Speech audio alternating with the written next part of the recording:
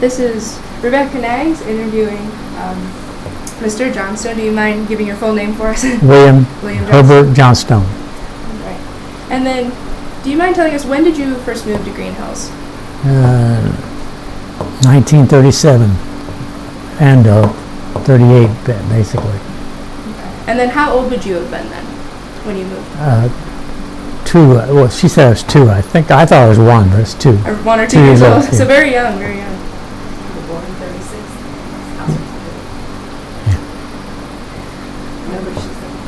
And do you by any chance happen to know why your family moved to Greenhills?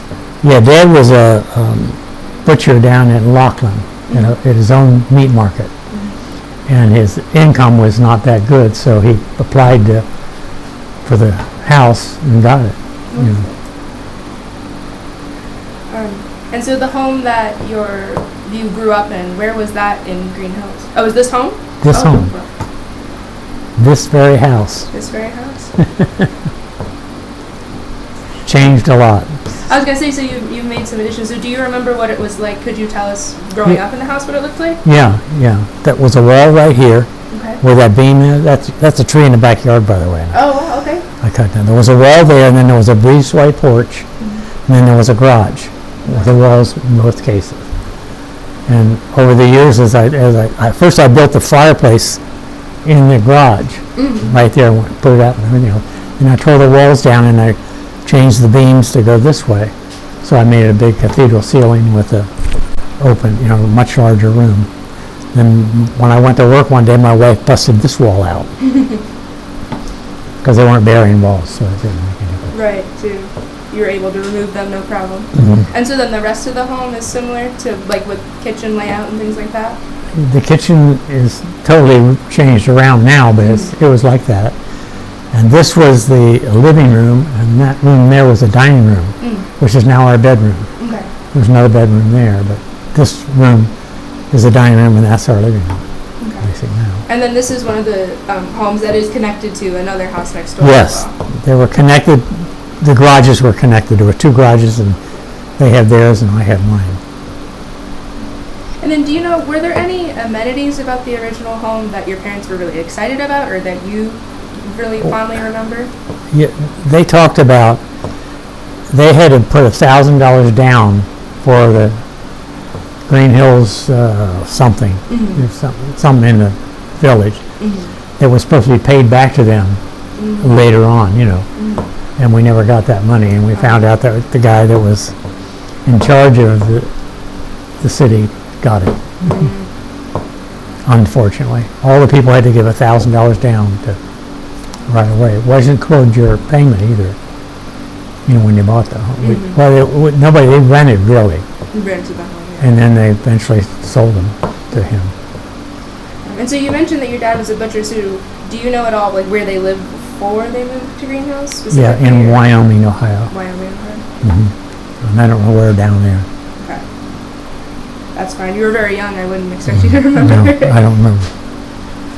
So you mentioned that your dad was originally a butcher. Did he switch jobs when he came to live here in Greenhills, or? Well, no, he eventually got a job as a manager of a supermarket in Indiana. Okay. And he left Mom and the kids us here, and he worked out there. Okay. We'll come back probably once every 2 weeks or something like that. So we didn't have him for a few years there. We didn't see him. So then it would have been a big responsibility for your mother then, staying with you guys? Yeah. There was 8 of us. 5 boys and 3 girls. One right after the other? Almost, yeah. That kind of a thing. Okay. All right. So, were there any activities that you participated in here in Greenhills besides school, like other activities? The swimming pool in the summertime, we were always up there, almost every day. So the swimming pool was big, and then we would go to the store for Mom and buy stuff, and there was a hardware store and there was a barber shop, and there was supermarket, a small supermarket, So everything was right there in the village. You know, you could, and the school was right there. We'd walk to school every day. Came home at lunchtime, walking and back to school every day for all those years. So it was kind of neat. Yeah, having everything all together. It's really nice. That's a government project, so it was planned that way. You know, that's the way it was planned.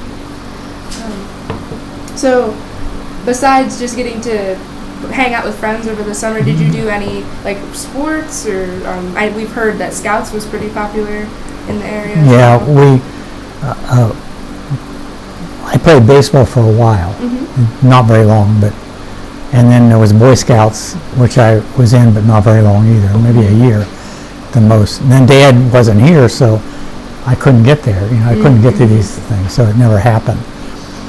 But the unique thing was that the military, the Army, was training with tanks where the park is now, all through the hills and everything else with these. I can't remember, T-42s or some small tank. And we would go walking down there through the woods, and I was only about 5 years old, and my brother was 6. We'd walk down through the woods and talk to these tanks, and they would take us rides in the tanks, and then they would give, I remember them giving me a quarter. And they said, we want you to go to the store and get me a quart of milk and a loaf of bread. And they have a nickel left over to buy a candy bar, which in my days they were that big, you know. So we got a candy bar, so we do that almost every day. And we would go up there and get stuff for them. Sometimes it would be lettuce, sometimes, you know, something else, but they always give you a nickel or a dime or something, you know. And we never had any money, so that was really nice. But we could buy everything up the store we wanted, you know. And that was a long time. We really enjoyed that with talking with them and everything else, showing them the woods, and they would show us stuff in the woods. They were from, a lot of them were from Louisiana in the South, you know. And by the way, that tank group went to Africa, and Rommel wiped them out. I don't think any of them survived. But they got wiped off the map. Oh, goodness. It was kind of sad. And other than that, we hiked in the woods. We were in the woods all the time doing stuff. When you got to go out into the woods to play, was it mostly just you and your brothers, or And sisters would go too. Yeah, there was, and then the neighborhoods, kids in the neighborhood. A lot of kids in the neighborhood. Big family, an eight family over there. 3 or 4 doors from us, had 8 kids, and oh my God, there were kids everywhere. So it was very interesting we had bicycles, and we could ride bicycles all over, you know. So it was interesting that one of the films that they have at the Historical Society shows that Alcott Lane and shows some kids riding bicycles, and I immediately recognized my sister Helen and my other brother Harold on bikes, you know, from way back when. That was really exciting to see that and say, oh my God, here they are. And that's wonderful. Was your family particularly religious at all? Did you go to church? Very religious, Catholics, and we went to a Catholic church. Although Dad was not, he wouldn't go. He was an atheist, he said. And that would have been, so growing up, that would have been when the church was still in the community building, or? It was in the big building, yeah, community building. And then it went into the basement of the church now. Moved in there, and then they built the top after they did the basement. And so during school, did you have any jobs or anything like that you participated in? I would cut grass, rake yards for people, little things like that. You know, but no job. Now, when I got into high school, I got a job at the drugstore, which is, you know, there's a Dairy Queen there now. Well, right, there was a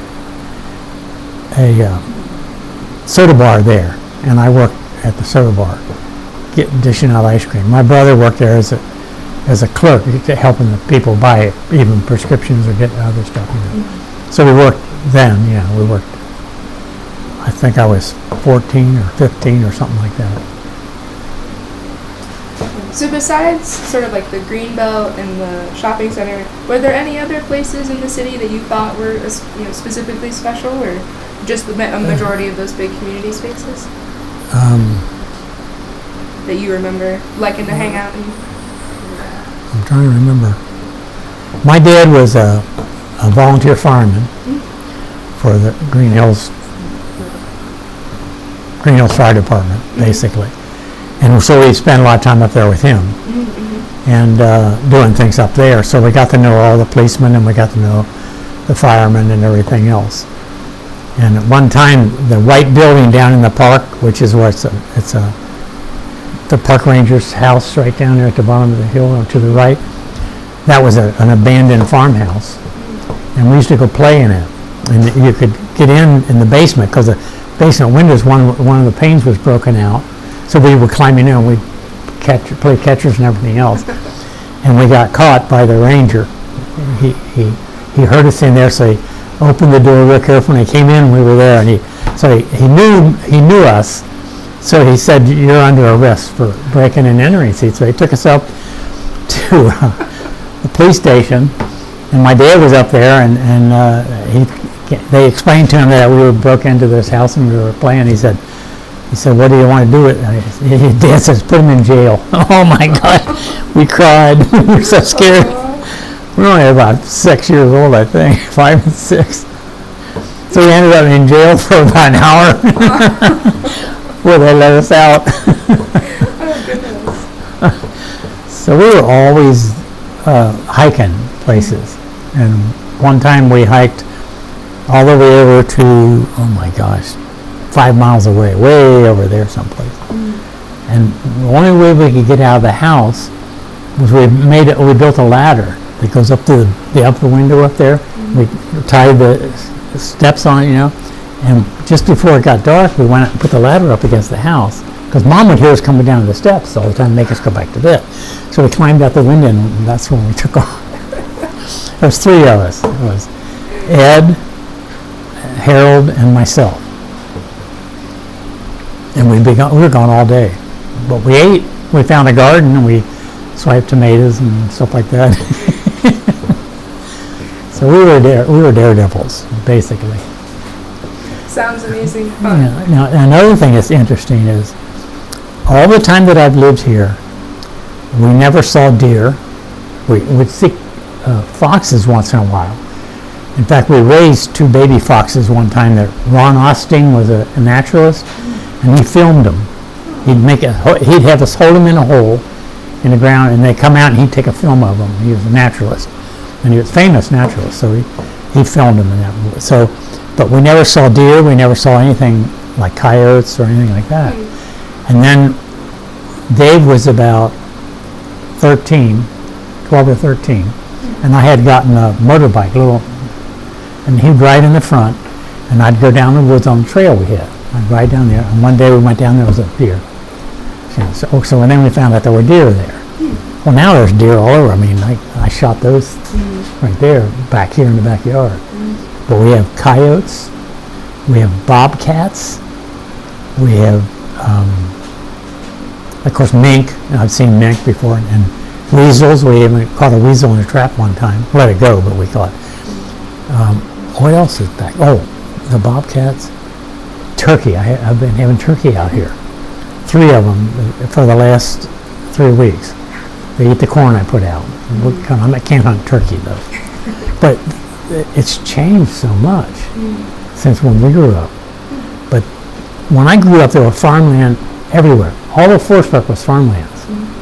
And all down Wenton Road was farms on both sides of the road. So Dad would always we'd drive home from someplace and Dad said, "I gotta buy one of these farms. I want one of these farms," because he knew it would be developed, But he never did it, so. But times really changed. Of course, more people and unbelievable the way the population grew. So do you mind telling us a little bit about your experience with the Greenhills School? So your friends or anything like that? Yeah, well, of course you knew everybody in the school because there wasn't that many people in there. And we're still friends with the classmates, but most of them have died. and most of them are bad health, really bad health.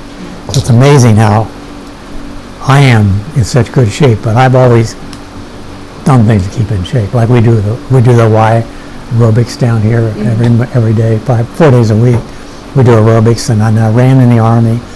Got drafted when I was 25. I was a full-time student at Xavier University, and in my junior year I got drafted. So I went in the Army, and I was skydiving with my brother before I went in. So when I went in, I took my chutes with me, parachutes with me, and they opened up when I eventually went to Fort Bragg, North Carolina. I taught some guys how to skydive, and I had it made. That's all I did for the Army. It was a special duty skydiving for the Army. The whole time I loved it. Then I got out. Couldn't stand the money. Loved the Army, but the money was terrible. You couldn't survive on it. And so when did you graduate from Greenhills? 1954. And then you said you attended Xavier immediately Xavier, after that? yeah. Well, no. 1 year I went up on the Great Lakes and worked on the steamship lines. I got a job through the maritime thing and worked up there and saved enough money to go to. When I got off the ship in Toledo, I went straight to John Carroll University in Cleveland. In math major and chemistry major is what my thing was. I lasted 1 year up there because it was too cold and the money was. I ran out of money. I didn't have enough to keep on going, so I came home and got a job at National Distillers Chemical Research, and then went to Xavier in the evening. So never did graduate, but I got 3.5 years in, and GE hired me, so they paid me good money, so I never did get back to it. So, jumping back just briefly to school, so did you have any memorable teachers or anything like that?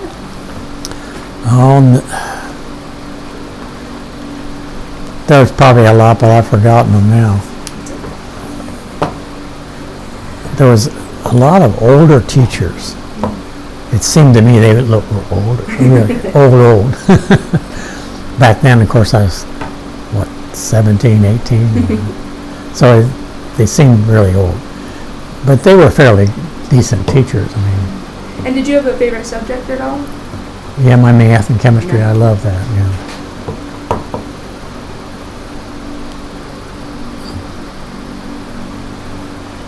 Do you think that growing up and going to school in Greenhills impacted you for going to college at all? Oh, well, my brother, a year older than me, went to Dayton University and took pre-med. So I was inclined to want to do that, something like that. But the opportunity never came for me. He went up there and lived with Grandma and Grandpa and went to school at Dayton, and then went to UC Medical School and became a doctor. So he's an OBGYN doctor. And then my sister Helen, right out of high school, went in the convent. She was in the Carmelite order for 5.5 years. And then they found out she was extremely allergic to straw, and they slept on straw. So because she was in hives all the time, and they had to have the doctor take her, they kicked her out, basically. They said, "We want you to leave." So she left. And she went on to college and got married and lived in Indianapolis. She married a doctor it was at Xavier University, a doctor had 3 doctor degrees. Right, pray to God. And Eli Lilly hired him in charge of the whole division up there. So she had 4 kids by him. There's a lot of kids from our family. So, could you tell us a little bit about the people that you grew up with, like your friends or neighbors? Well, when I went in the Army, that changed everything. I came back and they weren't here. They're gone. And so it was difficult to contact people and find out. Now, 2 of my classmates went to California, and one became a millionaire. She was something amazing. She was amazing. She lived at the top of the street. But then the other ones, they just dispersed, and you didn't know where they were, so you kind of lost contact with them. And none of them stayed in the area here. Some stayed, well, one went to Alaska, and they just branched everywhere. So it's very difficult to keep in touch with them. And just so I can keep my dates straight, so when did you come back to Greenhills after being in the Army? Let me see. 60, 62? No, it's, when I came out of the Army, I came back here. It was They were married in 63. 3, yeah, it was 63 actually. Did you find that difficult at all, having been in the Army, to come back to a community, or did you think the community was accepting of you moving back? Oh no, they were accepting. We always went to parades and all that kind of thing, and all the veterans said that they carried you around on the tractor and all that kind of thing. So it was, yeah, always been in the community. But not very many of my classmates were here anymore. You know, they'd gone to different places. One thing that we've heard from sort of like other folks that we've been talking to is there was almost this division between kids who lived sort of in Greenhills and the sort of like the farm kids. Do you have any experience with that at all, or can you think of anything about that? No, I don't think. Right now I can't. It'll probably come up later. That's fine, that's fine. We find it kind of interesting, so we've been asking folks. Yeah. And then do you remember at all, were there any sort of, I guess, like single people in Greenhills, or was it mostly just families? Mostly families. Mostly families. Hardly any single, unless they were still living with their parents or something, but I don't. No, it changed pretty much. I mean, when I went in the Army, everybody seemed to disperse, and they were all over the country and wherever they went, you know. And most of them have died. It's really amazing to me. My VA doctor tells me I'm going to live to be 103 because they do a blood test on you and they do heart rate and all that kind of thing. And he said, I'm 21 years old. That's what he says. He says, I know I have an enlarged heart. And the only reason I know that is because my daughter became a doctor, and she lives in Michigan. And she took, she always checks me, but let me see, how'd that go? No, I was in the Army. When I got on the Army, they took a photograph of my heart. Okay, so when I got out of the Army, the VA wanted to take another photograph. And GE did, that's what it was. GE wanted to. And they took a photograph and said, you have an enlarged heart. And I said, what? I said, yeah, it's very enlarged. And I said, they said, you know, all kind of rheumatic. They asked me if I had anything. No, I didn't have any. Did you exercise a lot? I said, I always do. He said, that's why you got a large heart. So my pulse rate's supposed to be around 70. It's 52 to 56 when I'm resting, like right now, 52 to 56. And my blood pressure is real low too, and so is my wife's, real low. So it's very efficient. It's pumping very well. So he said, that's why I'm going to live to be 103. He said, because my heart's very efficient. Nice and strong.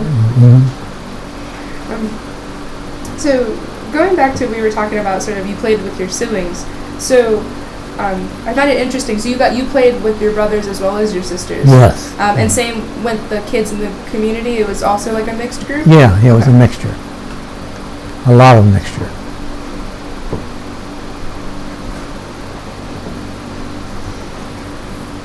Are there any things that you could think of that there was like a gender split, where like there were certain games that only boys could play, or things that only girls could do? I think we always, every baseball team had girls on as well as guys, and everything was a mixture, basically. And we never played any like games of hide and seek with girls on one side and us on the other side. It was always mixed, you know, when you remember when you ran around hiding and seeking and all that stuff. Well, we always had, there was too many girls and too many guys. There was that many on the circle. So it was very interesting. Do you think that there were certain expectations for you kids growing up? Like certain expectations of the boys, you know, oh, they have to do the military or something like that, or for the girls, like they have to grow up to be housewives or something? Yeah, most of the girls were, they were in home ec, for instance, and I never was in home ec, but they were home ec. I was in industrial arts and stuff like that. So all the guys would be in industrial arts, all the girls would be in home ec, but I don't know, it was always mixed up. It wasn't ever just one group alone, The girls never just hang out together. It was always the guys with them all the time. That's great to hear, though. Yeah, it is, because we shared a lot. And when, drugs never came up, but smoking did. And we all said, we're not going to smoke. No way. And I never did. My wife did. She was at the hospital. She started smoking. So we got married, and I told her, stop. Got to stop. So she did. So. Growing up, did you guys have a relationship with Cincinnati at all? Did you, adventure outside of Greenhills? You mean we would go downtown and stuff like that. Yeah, but what did you do? We'd just shopping downtown, or we'd go down to the ball game, or we'd go down to something like that, but nothing other than that. We didn't ever drink. I mean, I shouldn't say that, but we never did go to bars. We never did go drinking anywhere. We never bought drinks and went someplace to drink, We went to a party, it almost never was any beer or anything there. So how did you guys get downtown? Did you drive or take a bus? There's a bus, or Dad would take us down, or somebody else's dad would take us down. Or see, it was Dad was working all the time, so we had to get rides with other adults, and that was kind of difficult to do sometimes. Like Boy Scouts, I finally had to quit going to Boy Scouts because I couldn't get there. So it was like that. So you mentioned, your dad worked in Indiana. For a while, for several years, yeah. So did you know of anybody else that worked in Cincinnati? A little bit of a shorter commute? The neighbors did. Like, he was a lawyer, and he was downtown all the time. We had a doctor over here, next door for years, and he was at one of the hospitals down. I don't remember which one. I think Good Sam or someplace. He was there. So he was gone a lot. Other than that, the people that were here, like Bill Williams over there, had kids of my age, and we ran around with them. But he owned an oil company, delivering oil, So he eventually moved out, went upscale, someplace else. So it was like that, There wasn't a lot of moving out. Most people came and they stayed until they had to move, or unless they went to Indian Hill or someplace, You know where Indian Hill is, don't you? Yeah.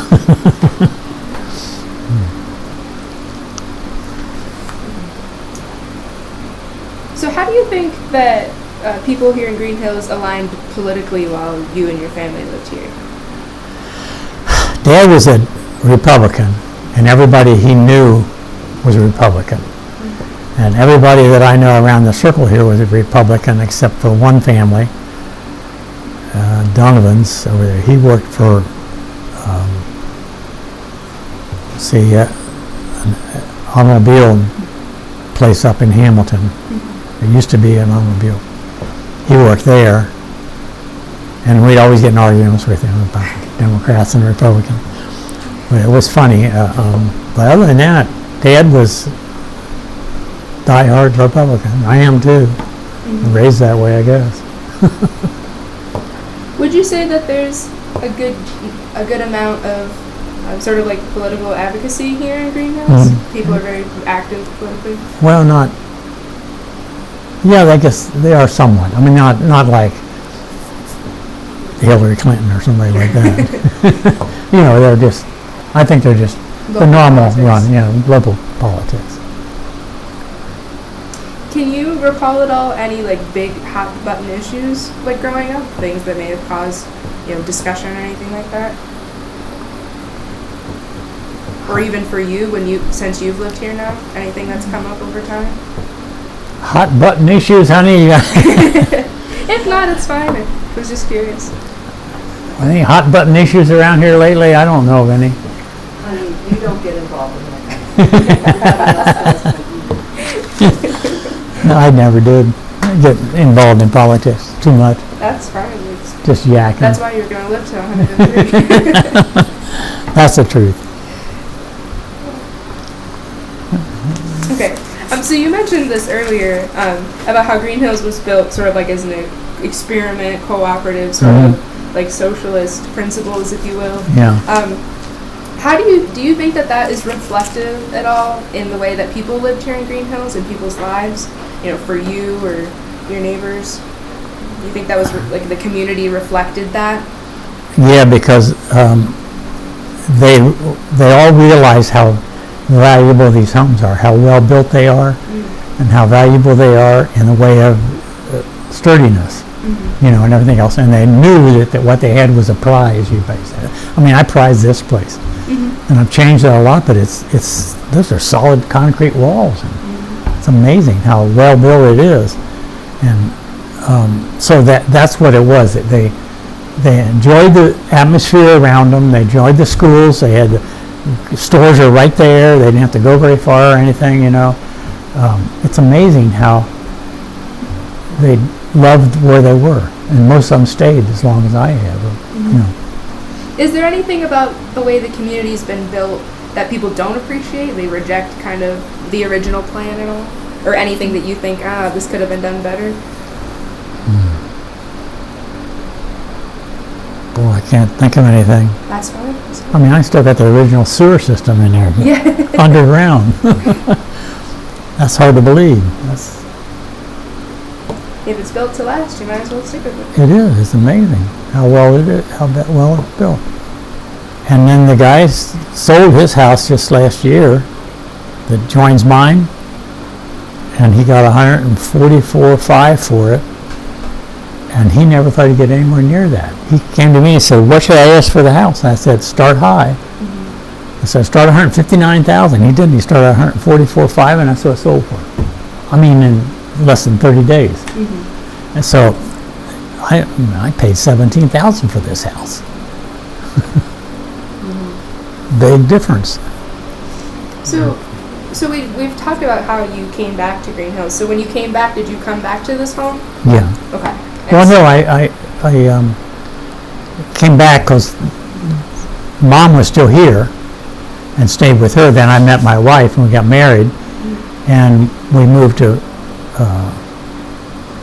St. Bernard in an apartment for 2 years, I think. And then that's when my brother was in here with his kids, and he left because he's a good doctor now, and he was making more money, so he could move to nothing. And I moved in, and I said, "Mom, I want to buy the house from you."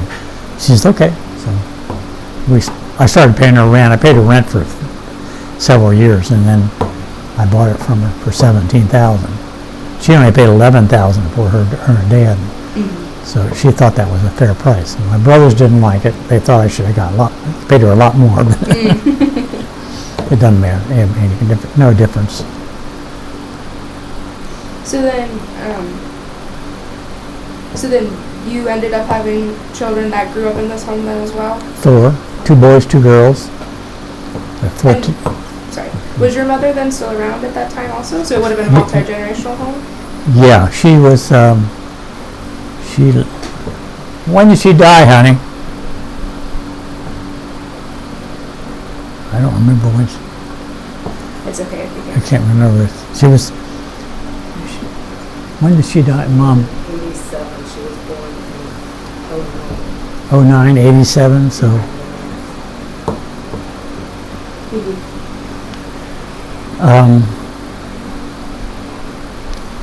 Then when I moved back in, then Mom would spend like 5 months with my sister in New Mexico, and then 5 months with one of the other ones in, where was that?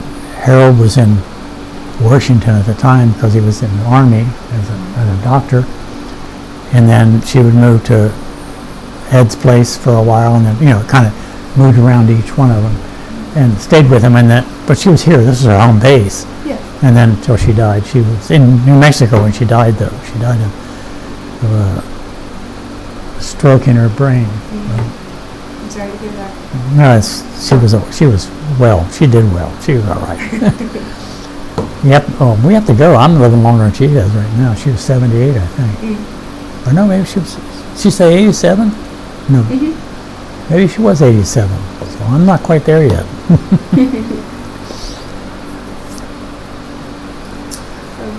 So since you have the experience of both growing up in Greenhills as well as raising children in Greenhills, would you say that the environment was similar? It was still just as safe for your kids as it was when you grew up? Very safe, yeah. Very safe.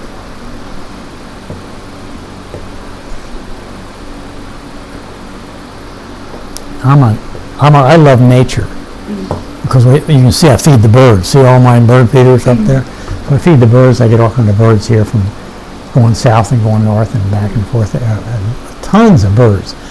But I also have deer back there a lot. I have the coyotes and all the other things. I see the coyotes in the daytime several times, and that's kind of scary because they aren't exactly peaceful little dudes.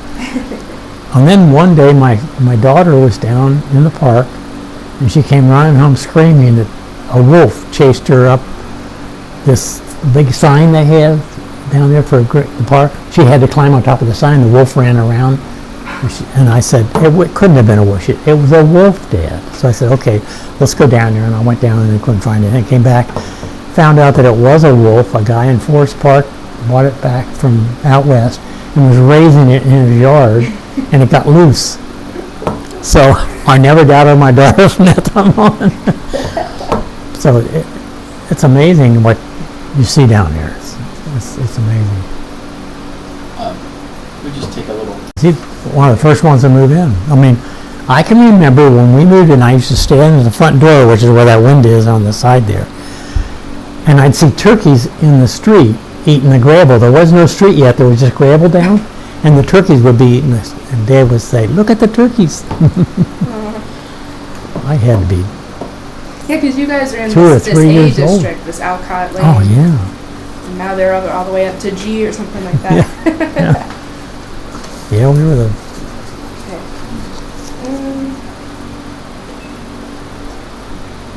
So you mentioned that your dad had a car to drive to work. So did your mom not have a car then No, here? Okay. no, we walked though. She always sent it up there Okay. in numbers. There's 8 of us and only maybe 4 of us are old enough, and we walk up there together and back. Or we go to the pool all together. We just walk by herself. She'd stay here with the younger ones. And she'd come up sometime and go swimming too, because that was all free, basically. It was really a nice pool too. And you made a comment about how sturdy the home was. So you got the original floors, and you got these, really, from what I've heard, pretty tough plaster walls. Yes. Well, the basement is solid 9.5 inches with concrete bars in it, so it's real sturdy. And it was only half a basement when I bought it, and I dug out the other half and put a door out the back, so I have a door comes out of the basement down there. So I really changed this house completely. It's really nice. So it looks great. Thank you. I'm still doing it. I'm still doing it. So I know this would have been a little bit early for you, but can you remember at all how World War II would have impacted your family or here in Greenhills at Okay, all? I remember, let me see, it was 45, so I was born in 36, so I was it 44? When did Japan bomb Pearl Harbor? 41, wasn't it? 1941, I think. Okay, so I was 6 years old. Young. And I was sitting on the front stoop of the thing. And Mom came out and said, we just went to war with Japan. And I said, what's war? What's war? Well, our country is fighting their country. And I remember that. And that's amazing that I would remember that, but I remember that. So it's like that imprinted on my mind, because she explained what war was. Little than I'd be in the Army too, but there wasn't any war then, thank goodness. I was between Korea and Vietnam. In fact, I got out and I was extended for 3 months and 9 days because of this lieutenant colonel that I taught the skydive became friends with me, West Point graduate. And he said, I'm going to extend you, don't even ask why, just accept it. And I said, I trust you completely. Well, by extending me, I couldn't be called back in by the Vietnam War, and I would not have to go to any reserves for 2.5 or 3 years, because they extended me that many months, that's all. And I didn't know that, see. So anyway, I get out, and it wasn't right after the Vietnam War started.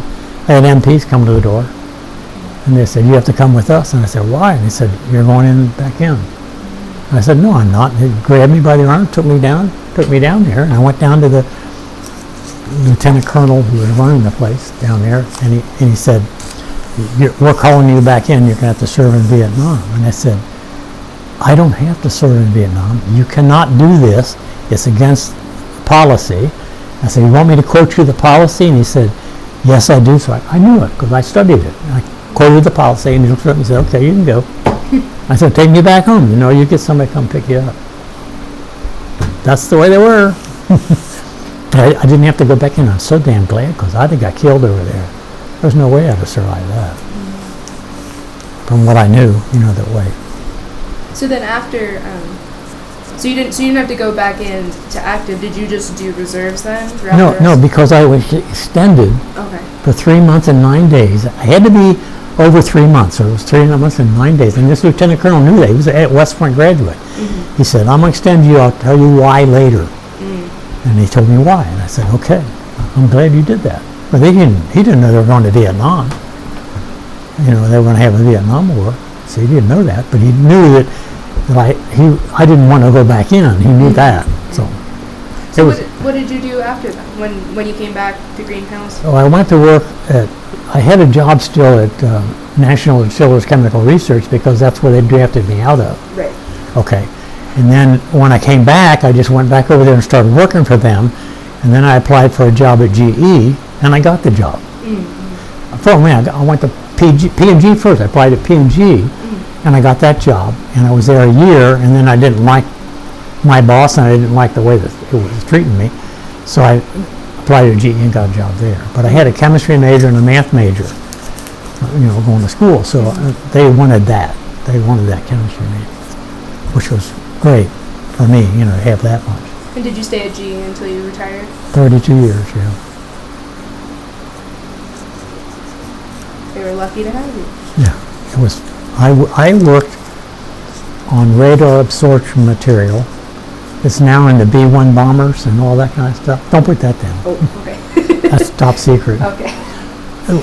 We would put the coatings on some of the plane parts, and we put them in the engine parts. They would absorb the radar. They can't read it. I don't know if you know anything about that, but you know what sign language is? Sign is? Sine wave? Okay. A sine wave is a Okay, and every little knob of that is a point of like electrical point, different point in that. Okay, and then you put the paint that absorbs the sign language, and the radar comes in on it like this, and it burns the whole thing up in that what's in that radar. Now, what's in there, what you got is in there is extremely fine, way below micron size iron particles that are coated. Okay, secret way to coat them, but they coat the paint thing. And if you look at it under an electron microscope, you see a little brown coated disc and the iron particles in the center. Well, the sign language comes in, the sine wave comes in like this and hits that iron particle, and the iron particle causes it to burn. And the next one burns, and the next one burns, and the next one burns. So it doesn't reflect anything back. And that's the way it works, basically. That's a nutshell. It's a lot more complicated than that, but that's basically what it is. So the plane's coming at you, and you get a sine wave, and it knocks it out, and it flies it, and it gets it this way, and it knocks it out because it absorbs it, and then going away, it does the same thing. So they don't see the plane at all. That's very important. And the Russians developed it first, but didn't know how to implement it. And we got the books at GE in Russian that they translated for us, and we solved the problem. Now, eventually Russia did too, but it took them a lot longer. So it's interesting, that's way back. So I want to talk about the Cold War, but just to double back for one more second. So, so you remember sort of like the beginnings of the war for World War II. Mm-hmm. Did anybody like one of your brothers or anybody here in Greenhills have to serve? Or do you remember, some people have talked about, there were like rationings and things. Do you remember that? Oh, there was rationings. There was a lot of rationings, yeah. Dad, at the time, had the meat market, so we had all the meat we wanted. But you could only buy meat once a week, that I understand, any kind of meat. And so the people were always lining up trying to get the meat. It wouldn't, I don't know what it was. They couldn't get it enough, And then there was rationing on other things too, but I can't remember what they are. I do remember the meat because of Dad would be in the butcher,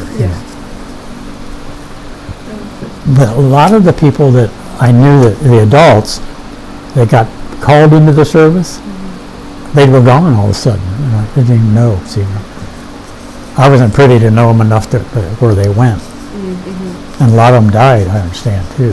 Not a lot, but some. And then was there sort of a big to-do when they came back at all? Do you remember? Yeah, they had a big parade and everything else. And then, so, do you remember in school or anything like blackout drills or any other type of preparations that you would have done? No, we never did that. In high school we didn't. And I don't think I did it in college either, but no, I don't remember anything like that. I remember the bombing planes would fly over sometime real low. Those big single-engine planes, right over the top of the house. You'd run out to see where they are, and they would gone already. That was in preparation for going to war. So, besides this technology that you've talked to us about, so was there a feeling of fear here in Greenhills during the Cold War at all that you can remember? Be it your family or other families? Everybody was fearful of World War I or World War II. Everybody was fearful of that, but it wasn't much. It didn't affect us that much because the people were either already gone or were here. We didn't know what was going on much except what you got in the paper. And didn't have any TVs then. If they did, we couldn't afford it.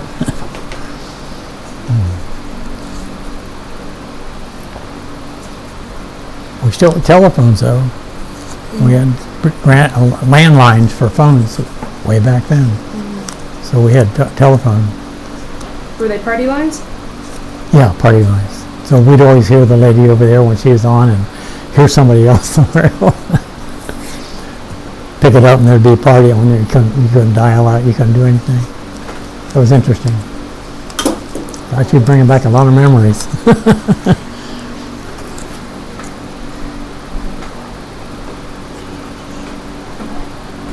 So, besides this house being the house you grew up in, are there any other sort of like keepsakes or anything that have a lot of meaning to you, having grown up here? Or, I mean, your house is definitely one of them.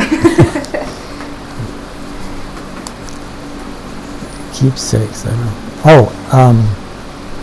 Indian arrowheads we used to find down in the park before the lake came up.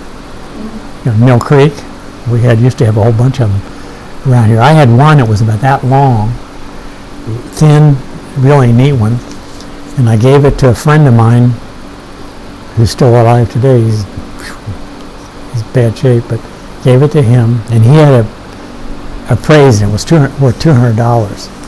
And I said, "You gonna give me $200, or are you gonna give it back to me?" He said, "No, I'm gonna do neither one." So he still got it. He's got it up on his mantelpiece. But we used to find a bunch down there. Now we've lost them all now. I think we gave them away or something. You said that was before the lake was made, though. Yeah. Okay. Before the lake was up. Yeah. Mill Creek ran down through there, and there was sandbars all over in different areas. And we go down there and play, and we find them. in the sand. Well, we dug everything up and tried to find as many as we could. But the Indians were in this area a lot back then. So.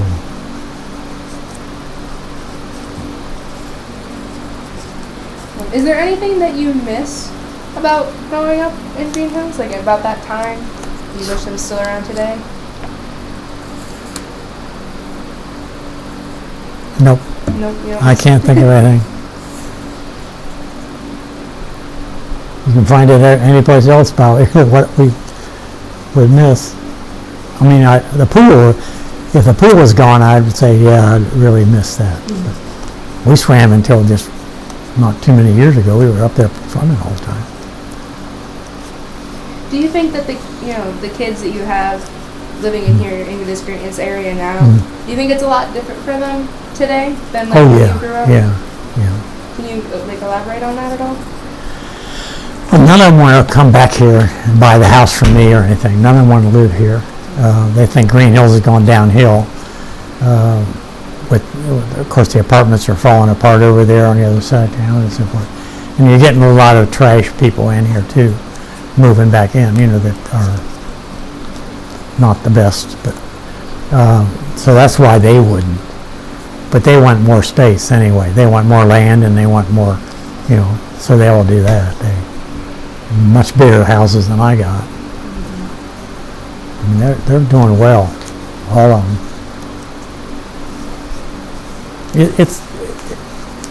It's an opportunity for them to get out of this Greenhills, you might say. So they were ready to do it. But that's that generation. The generation before, no, they didn't want to leave. They stayed here. In fact, there's still a lot of people here that have been here forever. Almost as long as I have, I think. So. Can you think of, were there any downsides about growing up in Greenhills? Things that you wish were different?